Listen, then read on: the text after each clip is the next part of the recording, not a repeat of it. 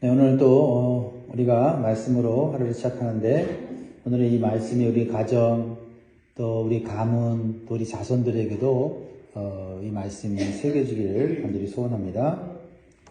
자, 기도 제목 한번 따라 하시겠습니다. 영적 질서와 우선순위가 분명한 삶이 되게 하시고 서로 협력하여 주의 일을 감당하게 하소서. 아멘. 자, 오늘 말씀과 기도를 시작하는 모든 영광의 성도들, 오늘 하나님이 주신 지혜로 오늘도 평안하고 승리하는 한 날 되기를 주의 이름으로 축복합니다. 자, 오늘 본문 1절을 보면 솔로몬 왕이 온 이스라엘의 왕이 되었다고 기록되어 있습니다. 나라의 공동체의 왕이, 지도자가 누가 됐느냐에 따라서 그 나라와 공동체가 하나님의 은혜를 입어 평안을 누릴 수 있다는 사실을 오늘 본문은 보여주고 있어요. 1절에 보면 솔로몬 왕이 온 이스라엘의 왕이 되었고 라고 말씀하고 있죠. 솔로몬 왕이 되었을 때 이스라엘은 가장 평화로운 시대가 되었다. 이렇게 나라가 평화롭게 되는 것은 솔로몬 왕의 능력이 아닙니다. 솔로몬이 하나님께 지혜를 구해서 그 지혜를 가지고 나라와 백성을 다스렸기 때문이다라는 겁니다. 다시 말하면 하나님의 은혜가 있었다라는 것입니다. 솔로몬은 가장 밑바닥의 삶을 사는 백성들의 가정에서부터 나라 전체의 통치까지 하나님의 지혜로 감당하니까 어느 것 하나 부족함이 없게 되어 평화로운 삶을 살게 되었다는 거죠. 그래서 열왕기상 4장에서 가장 우리에게 참 감동을 주는 말씀은 25절이에요. 25절인데 솔로몬이 사는 동안에 유다와 이스라엘이 다닌에서부터 부엘세바에 이르기까지 각기 포도나무 아래와 무화과 나무 아래에서 평안히 살았다. 여러분, 평안히 사는 것만큼 행복한 게 없어요. 우리는 대단한 걸 원하고 위대한 걸 원하고 기적 같은 걸 원하지만 평화로운 것이 가장 행복한 거다라는 것을 우리는 이 코로나라든지 또 세상의 재난과 전쟁과 이런 혼란을 통해서 우리는 간절히 원하고 있어요. 그렇죠? 평화로운 게 최고예요. 그렇죠? 네. 솔로몬이 하나님의 지혜를 받아서 다스렸다는 것은 어떤 상황에서도 하나님의 뜻을 따라 행했다는 거죠. 여러분, 하나님의 뜻을 따라 행해야 한다는 거 지혜가 없으면 못해요. 그렇죠? 네. 그럴 때 하나님은 솔로몬과 솔로몬의 나라에 또 백성들에게 은혜와 축복을 주셔서 정말 부족함이 없게 하셨다. 그렇습니다. 우리가 하나님의 지혜를 가지고 하나님의 뜻을 행하면 가정이든지 직장이든지 나라든지 평안함을 누리게 되고 부족함이 없게 된다. 부족해도 괜찮아요. 왜요? 하나님이 은혜 주셔서 채워주시니까요. 그런데 사람의 지혜를 따라 사는 이 세상의 사람들의 모습을 보세요. 그 지혜가 대단한 것 같아도 한쪽이 항상 부족해. 어떤 사람은 작은 일은 잘 해내는데 큰 일은 못하는 경우가 있어요. 또 어떤 사람들은 반대로 큰 일은 잘하는데 작은 일은 소홀히 해갖고 그 작은 일 때문에 인생이 흔들리는 경우도 있어요. 왜 그래요? 지혜가 부족해서 그래요. 인간의 지혜는 어딘가 모르게 부족함이 있어요. 또 어떤 사람은 직장이나 사업의 일은 잘해서 큰 돈을 벌었는데 가정의 일을 돌보지 못해서 가정이 무너지는 일이 생기죠. 그렇죠? 반대로 가정의 일은 잘하는데 직장이나 사업의 일은 잘 감당하지 못해서 기본적인 삶조차 흔들리는 그런 사람들도 있어요. 인간의 지혜의 한계예요. 그렇죠? 한쪽에만 치우치는 거예요. 신앙생활도 마찬가지죠. 가정이나 직장의 일에 매여서 신앙생활을 소홀히 하는 경우가 있죠. 반대로 또 신앙생활을 또 열심히 한다고 해서 또 가정이나 직장의 일을 소홀히 하는 경우도 있어요. 그러니까 어느 것 하나도 우리가 지혜롭지 못하면 한쪽으로 치우치게 된다는 거죠.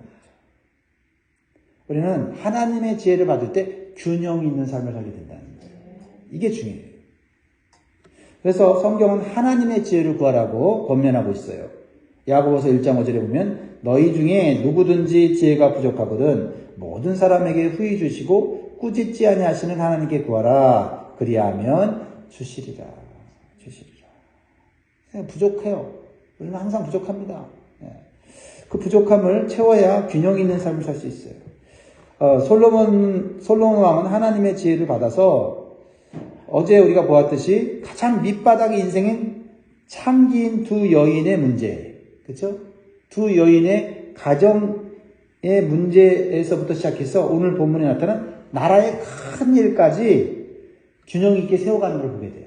그러니까 하나님의 지혜를 받으면 작은 일이나 큰 일이나 가정의 일이나 직장의 일이나 그죠? 교회의 일이나 뭐 세상의 일이나 다 균형 있게 해 나갈 수 있다는 거예요.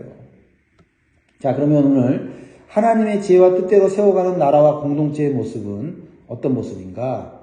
한 두세 가지 살펴보기를 원하는데요. 첫째는 영적 질서와 우선순위가 분명했다는 거예요.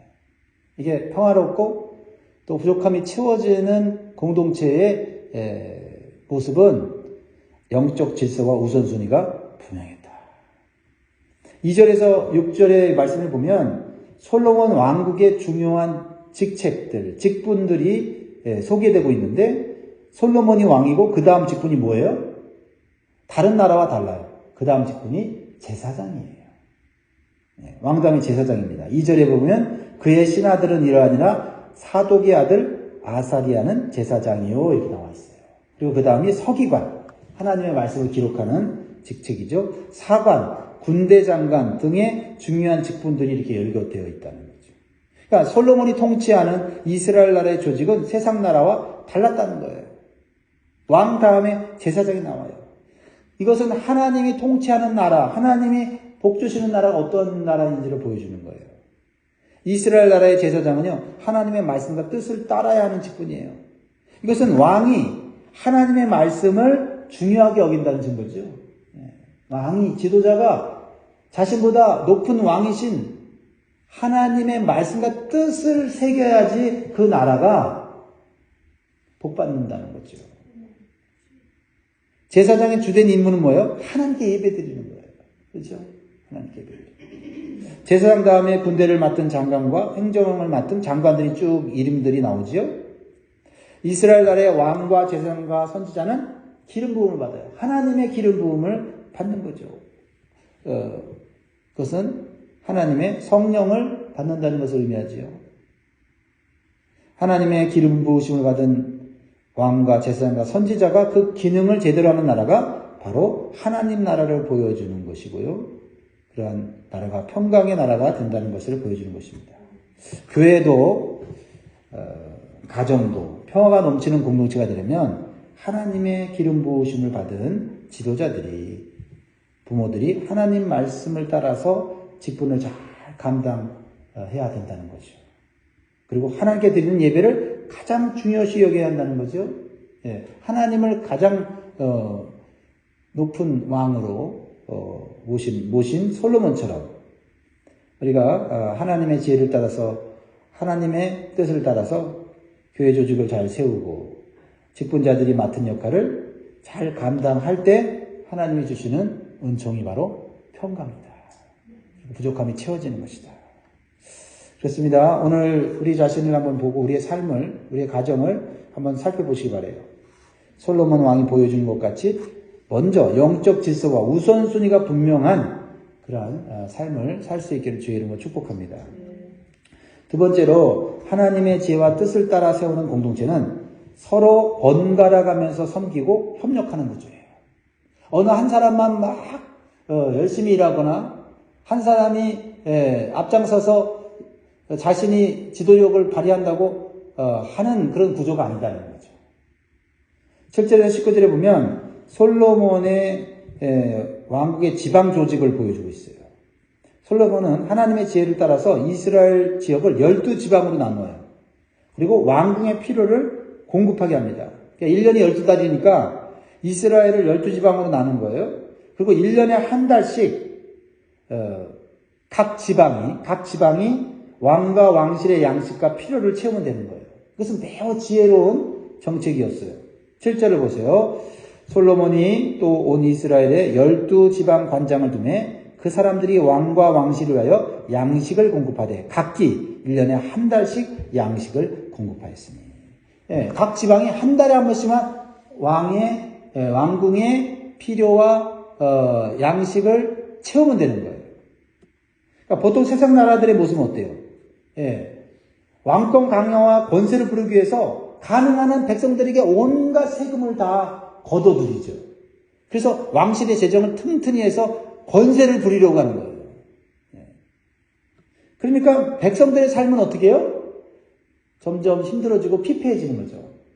그러니까 화려한 왕궁과 왕궁에서 있는 사람들만 혜택을 받고, 그래서 권세를 누리며 사는 거예요. 그러나 솔로몬이 세운 지혜로운 나라의 제도는 각 지방에 한 달에 한 번씩만 왕실의 양식을 제공하면 되기 때문에 큰 부담이 되지 않고 서로 짐을 지는 아름다운 공동체의 모습을 보여주는 거예요. 왕실도 잘 살고 백성들도 여유 있게 살 수 있는 구조. 이게 하나님의 지혜로 만들어진 거죠. 그러니까 어느 조직이나 어떠한 지역도 욕심을 부릴 필요가 없는 거예요. 자신의 역할과 자신의 책임만 다하면 풍성하게 다 먹고 사는 거죠. 어느 한 사람에게, 어느 한 부류의 사람들에게만 부와 권력이 집중되게 되면 그 사람들은 돈이 남아서 어떻게 할지 몰라 타락한 삶을 살고, 없는 사람들은 너무 없어서 고통스러운 삶을 살지 않습니까? 그러니까 이 나라의 조직과 제도가 하나님의 지혜로 세워져야 된다는 거죠. 우리 교회가 목장 조직을 세우고 돌아가면서 섬기는 것은 바로 이러한 성경적인 지혜에서 나온 것이다라고 볼 수가 있어요. 그래서 각자의 역할을 충실하게 감당하면 다른 사람들이 좀 여유를 가질 수가 있는 거죠. 그런데 우리가 각자의 역할을 잘 감당하지 않으면 점점 어떠한 개인이나 어떠한 그룹에만 부담을 주는 일이 되는 거예요. 그러니까 우리가 각자 짐을 지고 각자 역할을 하게 되면 각자 여유 있게 주님의 교회를 섬기고 주님의 일을 할 수 있다는 것을 기억하시면 좋겠습니다. 그렇지만 여기에 더 중요한 원리가 있어요. 그게 뭐냐면 이스라엘 백성들이 각 지방별로 왕실의 필요를 채우려고 해도 농사가 안 되면은요 어떻게 해요? 채울 수가 없잖아요. 필요를 채울 수가 없잖아요. 그런데 오늘 본문에 보면 각 지방별로 농사가 잘 돼서 매달 양식을 왕실에 공급하는 데 부족함이 없었어요. 그러니까 왕실에 한 번씩, 1년에 한 번씩, 한 달에 한 번씩 이렇게 올려드리고 나머지 11월 달은 자기가 열심히 농사해서 농사한 걸로 먹고 사면 되는 거예요. 근데 농사가 안 되면 어떻게 돼요? 이것은 무엇을 의미합니까? 사람의 능력과 수고만으로 되지 않는다는 것이에요. 이것은 하나님의 지혜와 뜻을 따라 행할 때 하나님께서 은혜를 베풀어 주셨기 때문에 가능했다는 거죠. 그렇죠? 하나님께서 때를 따라서 늦은 비와 이른 비를 주셨기 때문이에요. 왜 늦은 비와 이른 비를 주십니까? 하나님의 지혜를 따라서 지혜롭게 섬기니까, 서로 협력해서 돌아가면서 섬기니까 하나님께서 부족함이 없게 채워주셨다는 거예요. 하나님 주신 지혜로 감당할 때 하나님은 또한 은혜를 베풀어 주셔서 그 모든 일이 잘 되게 해 주시는 줄 믿습니다. 이것이 중요한 축복의 원리예요. 12지방으로 나눴다고 할 때 이 12이라는 것은 성경에서 보면 상당히 영적인 숫자예요. 하나님 나라의 숫자죠. 그래서 하나님의 은혜와 평강이 영원토록 밤낮 없이 끊임없이 제공되는 나라가 있는데 그 나라가 바로 하나님의 나라다. 하나님이 직접 왕이 되어서 통치하는 나라다. 그래서 요한계시록 22장 보면 그런 하나님의 나라, 하나님이 직접 완벽하게 통치하는 하나님 나라, 천국의 모습을 보이거든요. 얼마나 평화로운지 몰라요. 그래서 계시록 22장 1절에서 5절인데 이 말씀 읽을 때마다 참 마음에 위로가 되고 또 천국의 소망을 갖게 돼요. 이 세상 나라가 힘들 때마다 실망하지만 그러나 이 하나님 나라의 모습을 묵상할 때 또 힘이 나요. 왜? 우리의 삶은 여기가 끝이 아니니까요. 그래서 요한계시록 22장 1절에서 5절을 제가 읽어드리면서 여러분 하나님 나라, 완벽한 하나님의 나라를 우리가 소망하고 힘을 내면 좋겠어요. 또 그가 수정같이 맑은 생명수의 강을 내게 보이니 하나님과 및 어린 양의 보좌로부터 나와서 길 가운데로 흐르더라. 각 좌우에 생명나무가 있어 12가지 열매를 맺되 달마다 그 열매를 맺고 그 나무 잎사귀들은 만국을 치료하기 위하여 있더라. 그러니까 하나님 나라, 하나님이 통치하는 완벽한 나라는 질병이 없는 나라다. 얼마나 좋아요. 그리고 계시록 22장 3절부터 계속 보면 다시 저주가 없으며 하나님과 그 어린 양의 보좌가 그 가운데 있으니 그의 종들이 그를 섬기며 그의 얼굴을 볼 터여 그의 이름도 그들의 이마에 있으리라. 다시 밤이 없겠고 등불과 햇빛이 쓸데없으니 이는 주 하나님이 그들에게 빛이심이라. 그들이 세세토록 왕노릇 하리로다. 삶의 중심에 하나님의 보좌가 있어요. 그리고 하나님을 섬기는 사람들이 많이 있어요. 그러니까 하나님과 얼굴을 대면하며 사니까 하나님의 은혜의 빛이 비치는 거예요. 부족함이 없어요. 아픔이 없어요. 상처가 없어요. 고통이 없어요. 불행이 없는 거죠. 하나님 나라인 천국은 12달 내내 아름다운 각종 열매를 맺는 것이에요. 병이 없고 불행이 없고 어둠이 없고, 그렇죠? 왜 그래요? 하나님이 빛이시고 그 빛을 우리의 삶 가운데 비춰주시기 때문이죠. 그게 평강이에요. 그렇습니다. 솔로몬 왕국의 12지방에서 달마다 왕실의 부족함이 없이 양식을 공급하게 된 것은 하나님께서 은혜를 주셔서 농사가 잘 되게 하셔서 가능한 것 아니었겠습니까? 그러나 솔로몬이 보여준 평강의 나라는 하나님 나라의 모습을 잠시 보여주긴 하지만 일시적인 거죠. 이 땅에서 일시적인 거였어요. 왜냐하면 하나님의 나라를 바라보라고 주신 그림이거든요. 여러분 잘 알다시피 솔로몬이 하나님 주신 지혜를 가지고 하나님 뜻을 행했어야 되는데, 지혜를 가지면 뭡니까? 뜻을 행하지 않으면, 하나님 뜻을 행하지 않으면 범죄케 되는 거예요. 그래서 솔로몬이 말년에 범죄하여서 이스라엘 나라가 남북으로 갈라지는 평화가 깨지는 일이 생기고, 그리고 여러 이방 나라에 고통당하는 그런 모습을 보여주고 있습니다. 그러므로 솔로몬의 나라는 평강의 나라를 보여주지만 완벽한 평강의 나라는 아니었다는 거죠. 참된 평강의 왕이신 하나님과 예수님이 다스리는 나라만이 영원한 평강의 나라인 줄 믿습니다. 이 세상 나라의 모습에 너무 마음을 집중하여 낙심하거나 절망하지 마십시오. 진정한 하나님의 나라가 임할 것이고 임하고 있고, 또 완벽한 그 하나님의 나라가 임할 때 우리의 삶 가운데는 참된 평강과 기쁨이 넘치는 삶이 될 줄 믿습니다. 그렇습니다. 우리는 예수 그리스도를 통해서 이루어질 그 영원한 평강의 나라를 소망하며 오늘도 살아야 될 줄 믿습니다. 그러기 위해서는 예수 그리스도를 우리의 왕으로 오늘도 모시고 살아야 될 줄 믿습니다. 사랑하는 성도 여러분, 다시 한번 우리 마음속에, 우리의 삶 속에 누가 왕인지를 다시 한번 우리가 살펴보기를 원하고요. 그리고 오늘 솔로몬의 나라처럼 평화롭고 풍성한 삶을 살기 위해서는 영적 질서와 우선순위가 분명해야 된다. 그리고 우리가 혼자서 일하는 것이 아니라 각자의 직분과 역할을 잘 알아서 서로 협력하면서 일을 할 때 하나님의 은혜가 임한다. 그래서 부족함이 없는 공동체가 될 수 있다는 것입니다.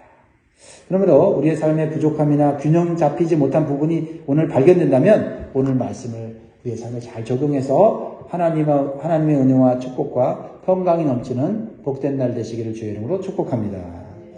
기도하겠습니다.